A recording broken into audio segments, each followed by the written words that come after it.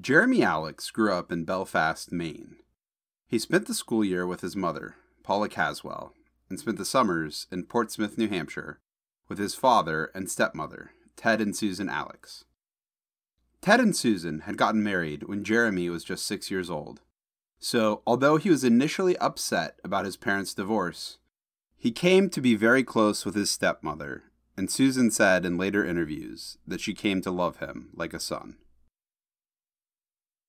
The town where he spent most of his time, Belfast, was a small town on the coast with lots of forests and mountains nearby. It was a tight-knit community with only one stoplight in the whole town. Despite its small size, seacoast tourism regularly brought fresh faces to Belfast.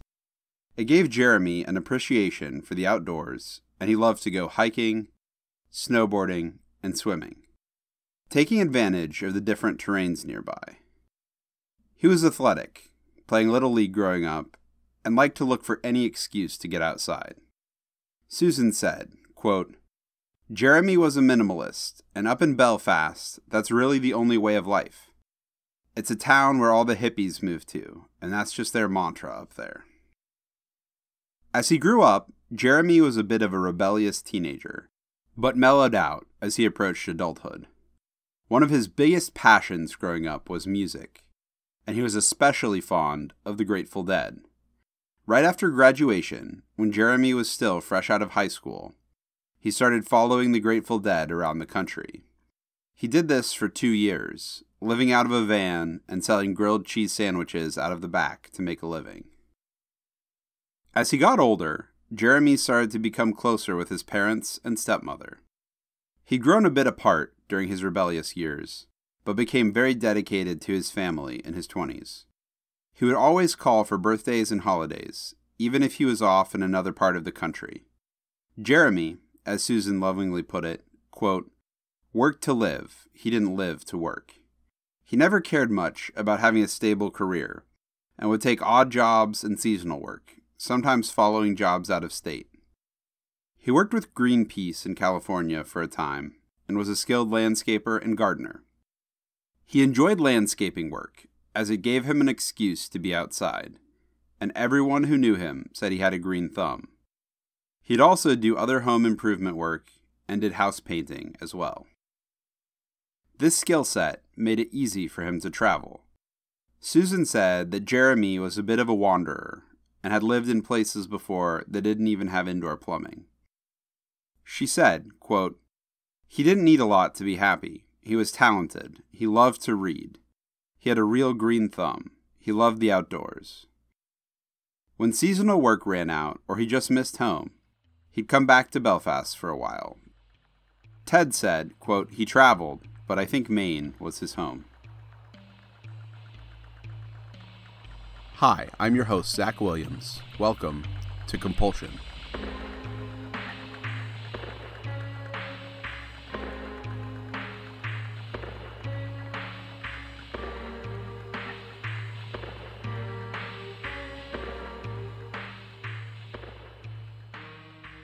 When he was 24, Jeremy met Suzanne Forkeran, who goes by Susie.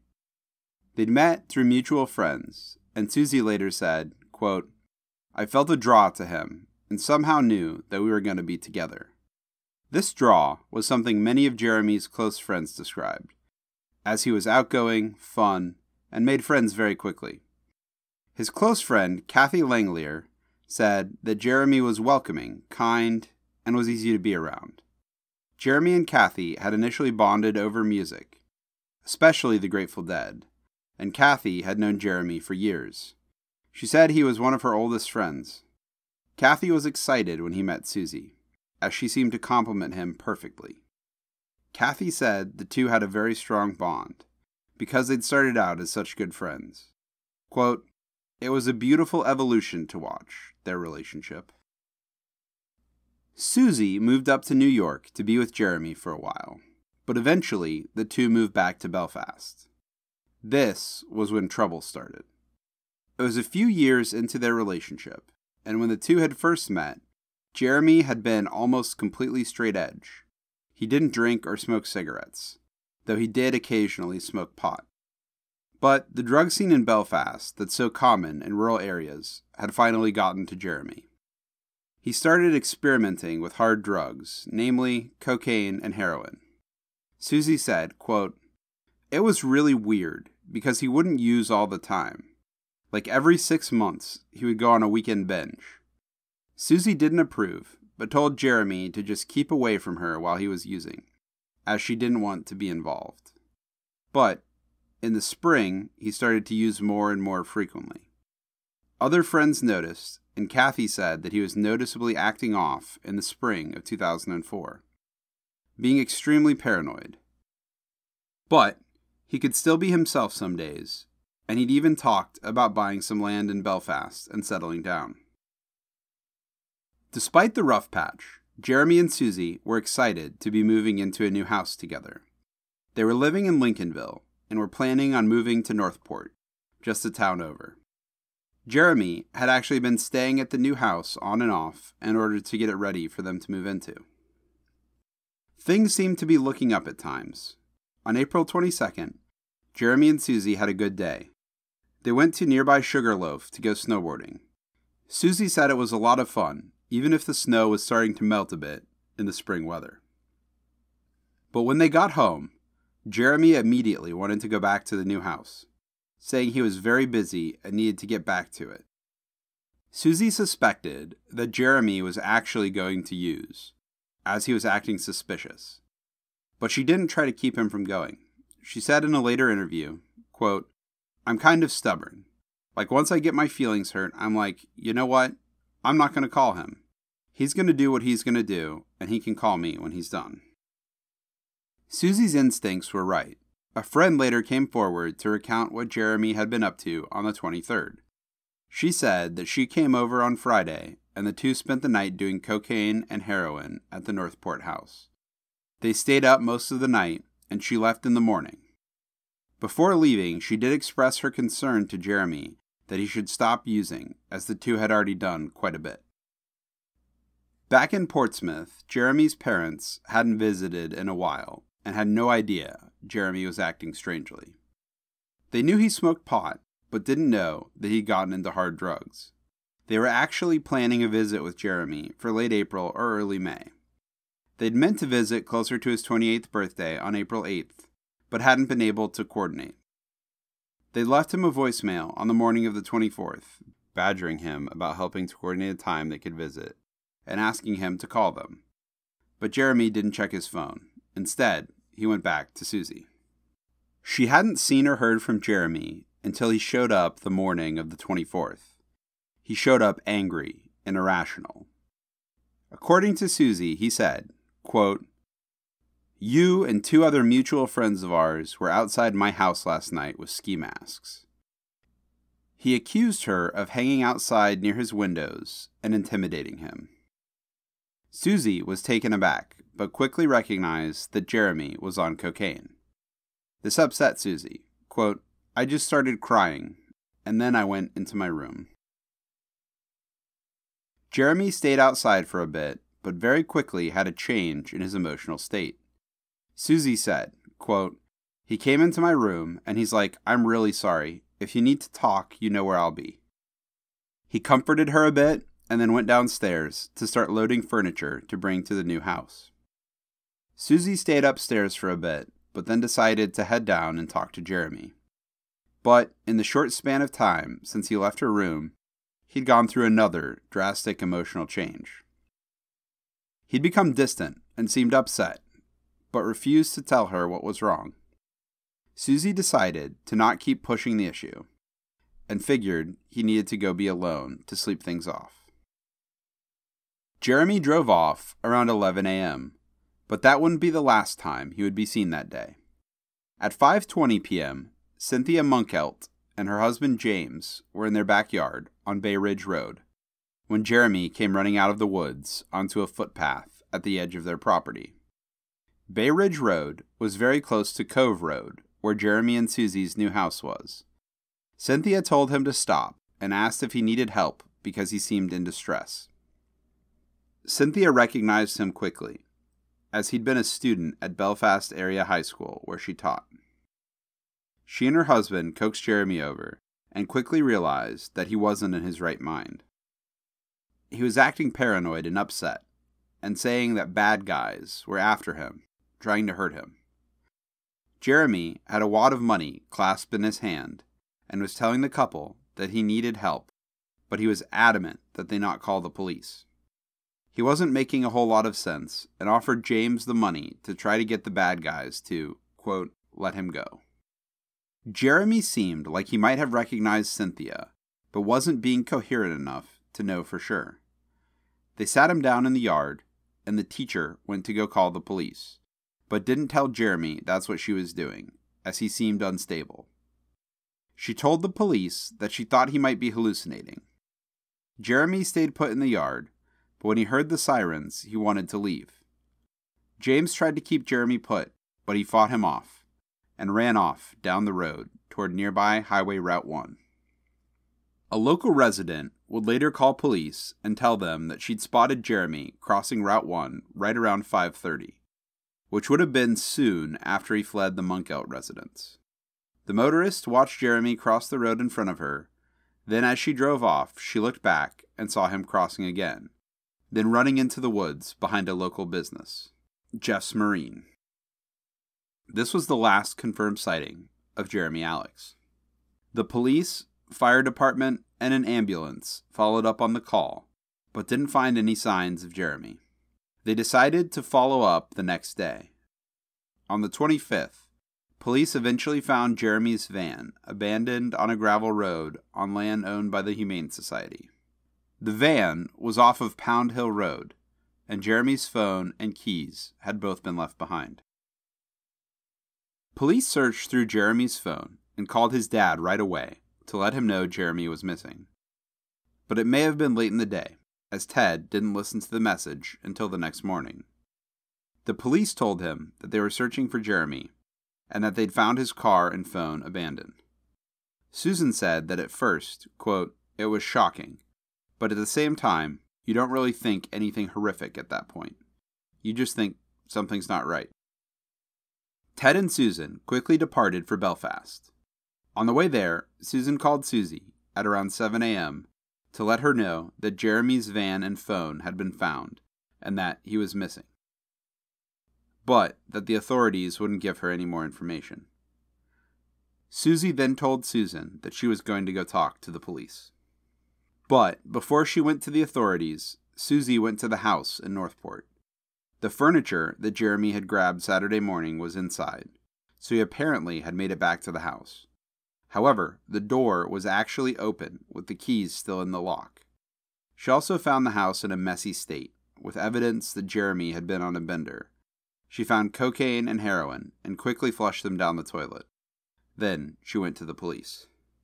By the time Susan and Ted arrived, Susie had gathered a few of Jeremy's friends for an informal search, as authorities were still coordinating resources for their search. April in Maine was still very cold, and it would be extremely easy to get lost in the woods. Susie said, quote, the woods in Maine are kind of treacherous. It's not like you're just walking through the park. Police eventually gathered teams and had everything set and began a search later on the 26th. The search that day was less formal and went through the woods down to Penobscot Bay. But the next day, police pulled out all the stops. The Waldo County Sheriff's Department ran the initial search, but they had the assistance of the Maine Warden's Service as well, who were more familiar with a search and rescue situation. The search the next day lasted around 8 hours. They involved tracking dogs and numerous search and rescue officers and volunteers. The dogs and searchers within each group had tracking devices on them. They would search through one grid area and then download the tracking information so they could see if any areas had been overlooked. Then they would move on to the next grid. Late Tuesday afternoon, ultralight aircraft joined in on the search, but didn't find anything. The police search dogs failed to even pick up a scent trail. The campsites in the area were searched, and people in the woods questioned, but there is absolutely no sign of Jeremy. Police called off the search on April 27th at around 4:30 p.m. The next day, Ted and numerous volunteers kept the search going. Search parties combed the woods, while Ted chartered a private plane to look by air, with the search largely consisting of family and friends. Susan took the opportunity to talk with Jeremy's friends more. She had been suspicious that some of them might know more than they were letting on, and started to ask them questions. She told them, quote, "If you know something, this is becoming life and death for Jeremy. If he's out there, it's cold. We don't have a lot of time. If he's not, and something bad happened to him, you have to let us know." But none of them owned up to knowing anything. Ted Alex rented a helicopter in the afternoon when the aircraft had completed its search. Susie admired how dedicated Ted was to finding his son. She later said that Ted was the kind of person who is ready to take charge, just like Jeremy. Quote, "He was doing everything that he could do. The timing was critical, because it had already been 2 days before we had even heard that he had disappeared." Ted, Susan, and family friend Neil Ouellette urged authorities to continue the search, as they weren't so sure it was too late for Jeremy. Many of them told Investigation Discovery in a later special that Jeremy was outdoorsy enough that even if he was lost for a few days, he might still be alive. Kathy said, quote, "Jeremy was an extremely resourceful individual and clever, very clever. I think he could have survived, absolutely." Susie echoed this sentiment, saying he had basic survival skills. He knew how to make a fire, but it had been 4 days at this point, and people were starting to lose hope. Ted said, quote, "As the days went on and there were cold nights, we knew it was inevitable that he wouldn't be alive. I mean, if he was still in the woods." The next day, the 29th, Ted and Susan took to the media to try and find Jeremy. Ted, at the time, was the president of the Portsmouth Rotary Club.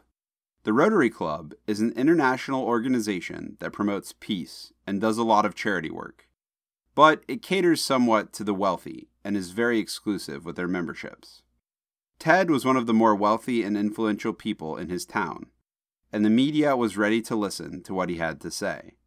Many of the later articles even framed Jeremy's disappearance by saying he was the son of the Rotary Club president.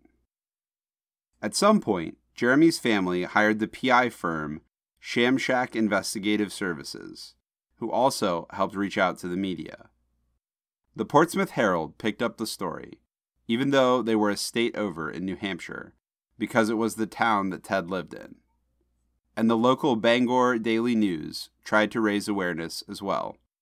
Ted told the Bangor Daily News on April 29th that Jeremy didn't have a history of drug use or any mental illnesses that would explain the hallucinations, as he and Susan were still unaware of Jeremy's issues leading up to his disappearance.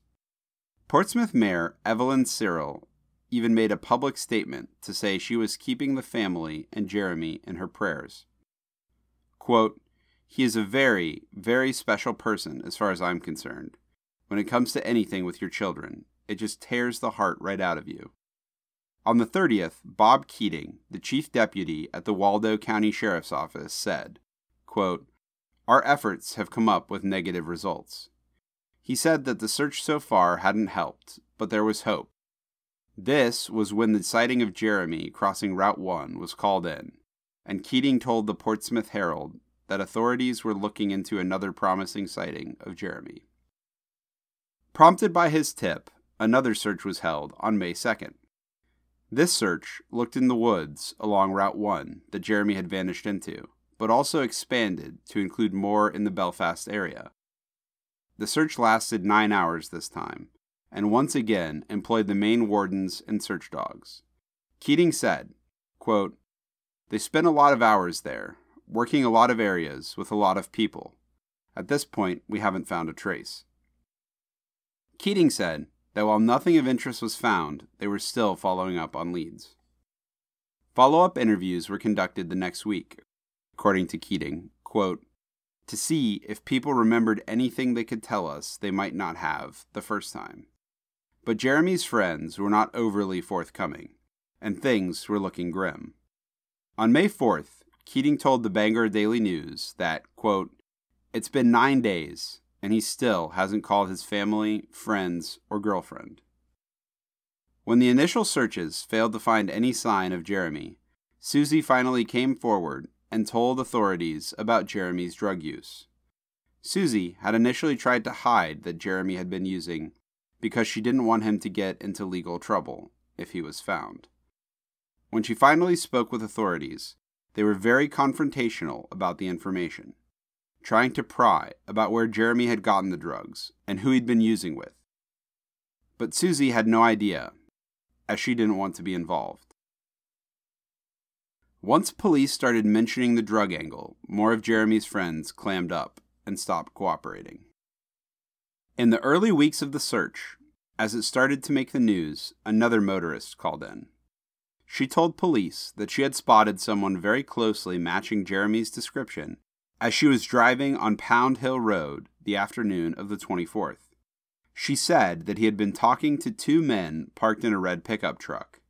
The area where he was spotted and where Jeremy's van was found was known to be frequented by drug dealers. It was a place people could go to buy.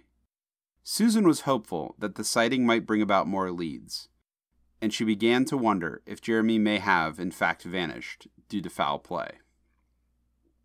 The case grew cold until that fall. On September 24th, the game wardens, utility college students, volunteers, and law enforcement all pooled resources to conduct a search off of Route 1 once again. The warden service had determined that late September would provide optimal conditions to launch another search. They also told the Bangor Daily News that anyone going into the woods in the Northport area should keep an eye out. Keating said, quote, "With hunting season coming on, or if people are out hiking or biking or bow hunting, we'd like them to keep an eye out for any articles of clothing or footwear they might come across in the woods. If they do, they should get a hold of us or the Waldo County Sheriff's Department." 7 teams of dogs and over 50 volunteers made up the search teams. Friends and relatives joined in. The search was conducted in a similar area, but with a wider net. The initial searches in April and May had covered an area of about 3 square miles. This one covered an area of about 7. Sergeant Pat Dorian of the Maine Warden Service said the search was for human remains. Quote, "We're looking for clues, items of clothing, shoes, or indication of where he might be. But, unfortunately, as with both of the previous searches, nothing came up." That very same month, a disturbing new lead came forward. A man whose description matched Jeremy almost exactly startled locals in Owl's Head, Maine, when he emerged from the woods. Owl's Head is only about 30 minutes away from Northport. Local Wayne Drinkwater saw the man appear out of the woods on his property. Quote, "I had seen the posters of Jeremy, but it looked just like Jeremy. I asked him his name, and he didn't seem to be there. He didn't seem to respond. Drinkwater called the sheriff right away and said, quote, 'I think I found Jeremy.' Another local spotted this man as well and agreed that it absolutely had to be Jeremy. Authorities came to investigate. They found the young man rather quickly. His name was actually Jeremy, but it was not Jeremy Alex. He just happened to look very much like him. The other Jeremy had some mental health issues and had briefly been lost in the woods." Following this sighting, Ted asked the state police to get involved and investigate Jeremy's death as a homicide, as none of the other angles were panning out. But the case went cold again, so Ted and Susan kept looking on their own. They look at maps of the area and talk about places that may have been missed in the search. They put up posters that promise a reward of $20,000. This brought in a new influx of tips, many of which indicated foul play. One caller claimed that Jeremy was killed and thrown in a granite quarry. Another tip said that Jeremy was killed and thrown in a well. Ted would follow up on many of these tips himself, searching through quarries or wooded areas of interest. The trail went cold again, and the 1-year anniversary of Jeremy's disappearance approached. On April 21st, Jeremy's family announced that they would be holding a celebration of life for Jeremy from 6 to 9 p.m. the following day at the Jarvis Center. The celebration was for friends and family to reminisce and tell stories about Jeremy. Ted said, quote, "It's finding a little bit of closure, closing one chapter and opening another." They were planning on praying, singing, and eating mac and cheese, one of Jeremy's favorite foods.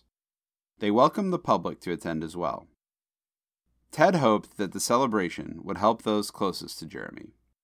Quote, "Susie, his girlfriend, his friends up in Maine, his family, I don't know. I think we all need to find a way to deal with it." During the celebration of life, his family talked about how much he loved the outdoors and traveling. They talked about his love for music and his days of following his favorite band, the Grateful Dead.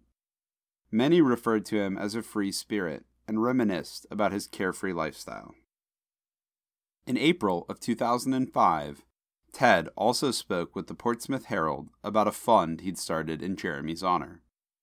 It was called the Jeremy Alex Fund and was designed to help at-risk youth in the Seacoast area. Ted said, quote, "I don't know when it came to me. I just know it was a horrific situation, and we needed to make something positive come out of a horrific situation. In just the first week, the fund had raised $32,000. A year later, in 2006, Paula Caswell and Jeremy's sister joined in on a tour to raise awareness for missing people. The tour went from Raleigh, North Carolina to Bellingham, Washington, and traced the route taken by Leah Roberts, who vanished on a cross-country road trip in 2000.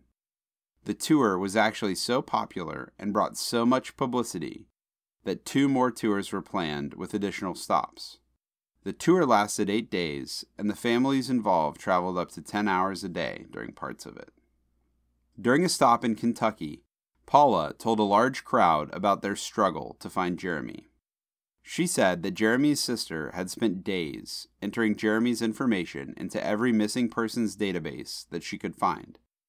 Paula told the crowd that she firmly believes Jeremy is alive. Quote, "I've got to have hope every day, or else I won't be able to get up in the morning." She told the crowd that for the first year, she would frequently leave her desk at work to cry, but that her boss was extremely compassionate during the ordeal.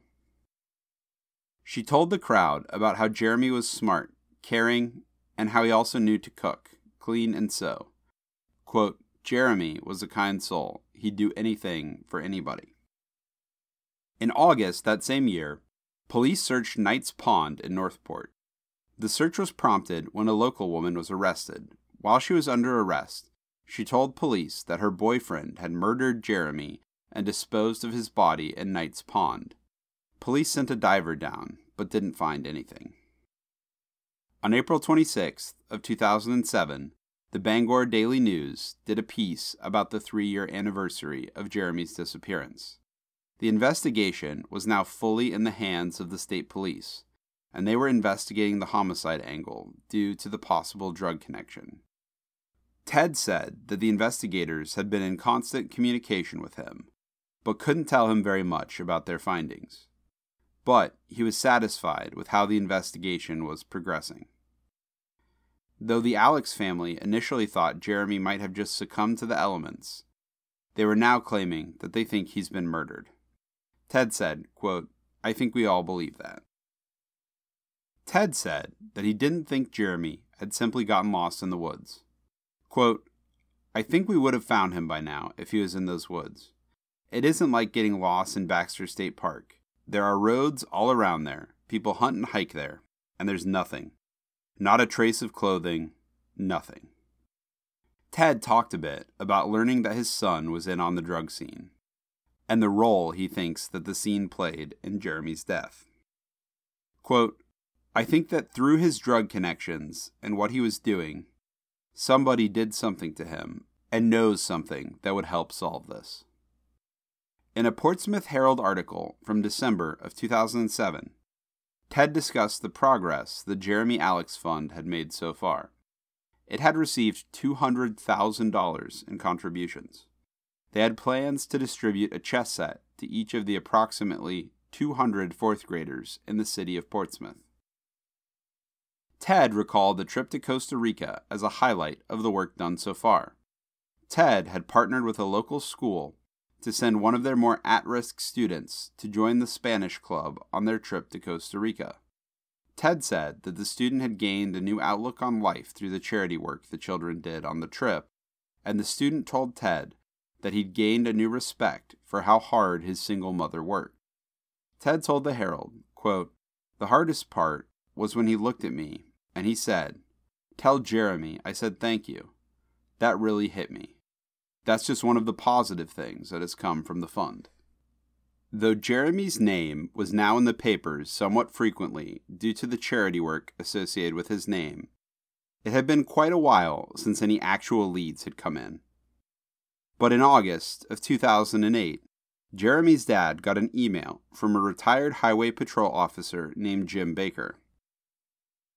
Baker claimed that he had Jeremy's license and some of Jeremy's money. Baker said he'd reached out to the police with what he'd found, but they hadn't called him back. Ted got the police to check out the lead, and Jim Baker told them all a rather interesting story about how he'd gotten the money. Jim Baker's best friend had been a man by the name of Tim Dougal. In 2004, Dougal started building a house on the beach across from Baker. The two would sometimes go out to bars and drink together, and one day, Dougal came in and told Baker that he'd hit a jackpot. He said money was washing up on the beach in front of his house. The bills were all small denominations. Baker joked that Dougal should be buying the drinks for them, but Dougal told him that he wasn't going to spend the money. He said that he and his wife kept all of the oddities that they found on the beach, and he wouldn't be spending it. Baker didn't think much of the find after that. 2 weeks later, Jeremy's driver's license washed ashore, and the couple put it in their jar of sea treasure, and there it sat for 4 years, as seashells and sea glass or other sentimental objects were combed from the beach and placed in the jar on top of them. Then, on April 23, 2008, Tim was killed in an accident. Months later, his widow Debbie had a get-together to celebrate his life at the beach house. She started talking about the interesting things they'd found on the beach, and joked about the time they'd struck it big. Baker asked her if they really did end up saving the money, and she said that they kept it with all the sea glass and seashells and other assorted beach finds. Then she told Baker that she'd found a driver's license along with the money. Baker asked her if they had ever tried to get a hold of the license owner to get him his license back, and she said that they hadn't really thought to contact anyone. Baker's background in law enforcement had him wondering if the license could be important, though. He searched through the jar, and Baker pulled out the license. He immediately recognized Jeremy from his missing posters around town. He said, quote, "Debbie, I think this is a kid that went missing a couple years or so ago." Jim took the license and money home. He Googled Jeremy to confirm that it was actually him, and that was when he contacted the authorities and then Ted. Following this discovery, Ted started going to Maine every weekend to search for clues. Ted searched the beach for months, but was disappointed the Dougals had not come forward earlier, as it's possible more information could have been found. Ted said, quote, "We were in that neighborhood searching. We put posters up on the street where they lived. They just never put two and two together that this could possibly be a lost person." The direction that Jeremy had been running in was toward the Dougals' house. The area near the Dougals' house had a lot of cliffs that separate the forest and the sea. So it was quite possible that Jeremy could have been running through the woods and come up on a cliff rather quickly, then fallen into the ocean. And if the license had been reported sooner, maybe it would have been possible to find his body. But it had been 4 years, and eventually Ted stopped searching. In 2010, the Waldo Village Soup interviewed Ted about his theories and thoughts 6 years into his son's disappearance. Ted said that although he found out that Jeremy was using, quote, "Some kids have issues, but they slowly get it together. I think Jeremy was on that road, but he just came up short." Because Jeremy was so often described as a free spirit, some wondered if he decided to run away. Ted doubted this, especially when both Father's Day and his birthday passed without any word from Jeremy. He felt that if he had decided to run away, he would have at least called to let his parents and stepmother know he was okay. Ted went on to tell the paper that after Jeremy failed to call for the holidays, he started to believe that Jeremy was no longer alive.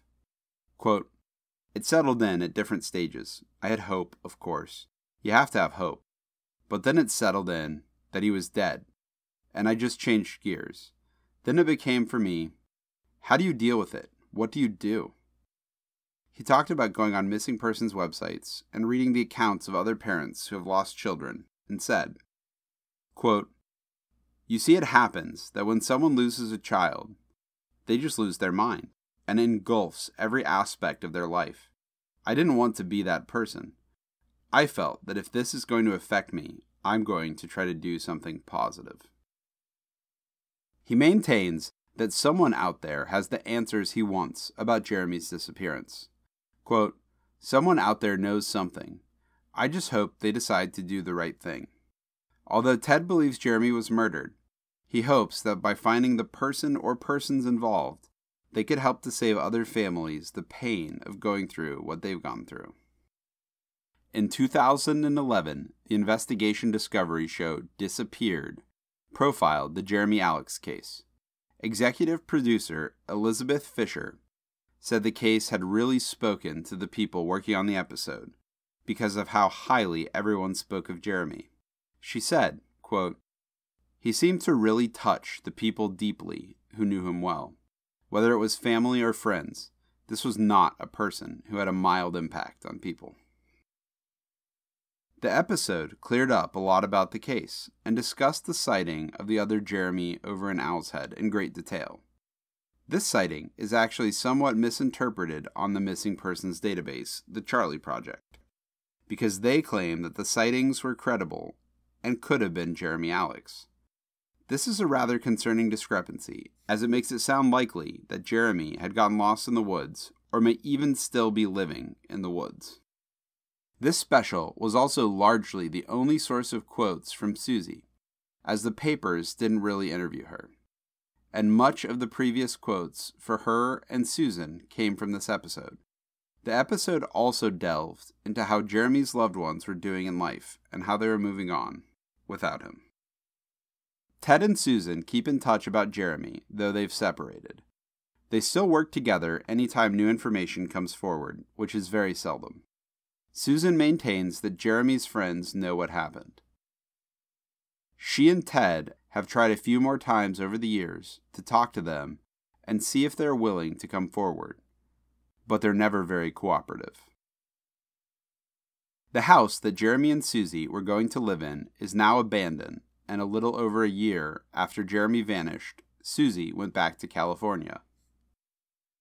As of 2011, Susie still has the dog named Gonzo that Jeremy helped her pick out, which she said is a nice connection to him. She even said, quote, "Actually, sometimes he reminds me of Jeremy because he's feisty and he's short and he's got an attitude." Ted said that he frequently visits the schools that the Jeremy Alex Fund donates to. He said he tells the kids a bit about Jeremy and why he set up the fund, but keeps it light and kid-friendly. As of 2011, the Jeremy Alex Fund had purchased chess sets for 800 fourth graders in the local Seacoast area. In addition to clearing up a lot of the facts, the episode also explored everyone's current theories. Susan seemed to think it was possible that Jeremy was killed and his body was disposed of in the bay. Quote, "I don't think Jeremy's in the woods. I think he's in the ocean." Jim Baker had spoken with local fishermen and boat captains in the area, and said that the consensus was that the current in the bay would have dragged a body out to sea rather quickly. Susie seemed to think that although Jeremy was on drugs, he may have not been hallucinating. Quote, "Maybe there was somebody after him, because he mentioned it to me, he mentioned it to his friends, and he also mentioned it to the lady and the man that tried to help him. So was it in his mind before the drug use, or was it actually happening?"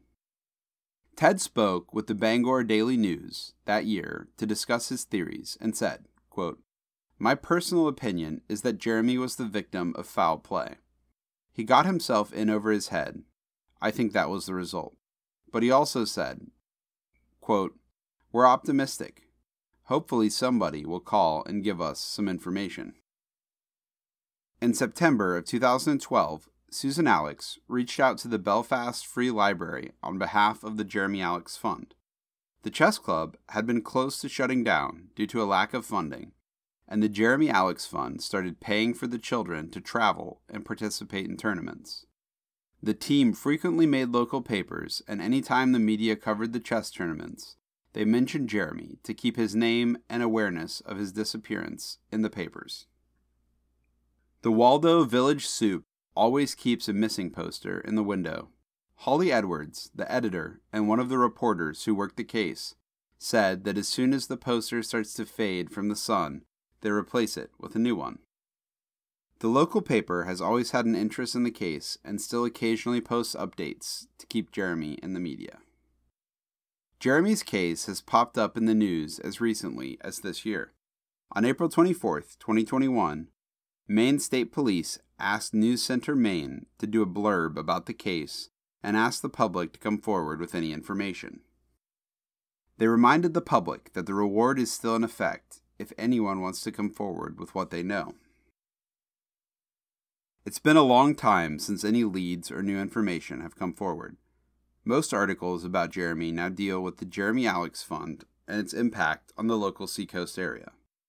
But one of the more informative articles about Jeremy was published in the Village Soup several years after his disappearance. They wanted to do a piece about the case to keep it in the spotlight.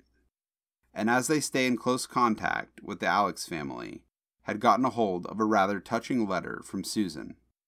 She'd sent them a letter originally written by Kathy Langelier sometime in 2005. Susan said in regards to the letter that, quote, "These words are something we will always cherish." Here is the letter in its entirety. "For as long as I have known Jeremy, we have always done something for his birthday. It could be as elaborate as a big party, or as simple as going to the beach and drinking a beer. Out of all the years I have known Jeremy, for whatever reason, I have always celebrated his birthday, whether I was physically with him or not. He is the only friend that I do this for, let alone one of the only friends whose birthday I can remember. I don't do anything huge. I usually just call him, chat it up, and give him my love. I would drink a Samuel Smith beer and usually play my guitar, go to the ocean, or gather with others. Simple things, all done with the thought, presence, and celebration of Jeremy and his day of birth. It sounds sort of silly that I did this, but I really love Jeremy. A lot. He was the friend that I had known the longest. He was the closest man in my life. I considered him my dearest friend. I couldn't even begin to list the everyday things that I miss about Jeremy, but I can say that I haven't heard someone call me sweetie. I haven't played a card game in a few years. I haven't come close to having a great conversation about gardening and dreams of land and building sustainable structures. I haven't had a conversation about music, crystals, sailing, or even snowboarding, and I don't snowboard. I guess there are just a lot of conversations that I haven't had in a while, and I haven't come close to seeing the sparkle that Jeremy had in anybody else. My life and those of everyone else who knew and loved Jeremy, our lives are forever going to be different, and I really haven't gotten used to that yet. I'm not sure I ever will.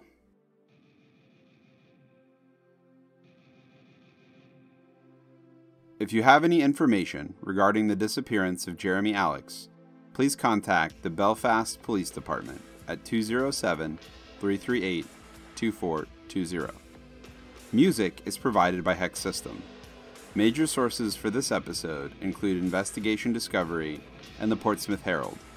For a full list of sources, as well as links to our sponsors and contributors, please see our show notes. Please rate or review on your chosen app, and follow us on Twitter or Instagram at CompulsionCast to stay up to date with our latest episodes and news. See you in 2 weeks.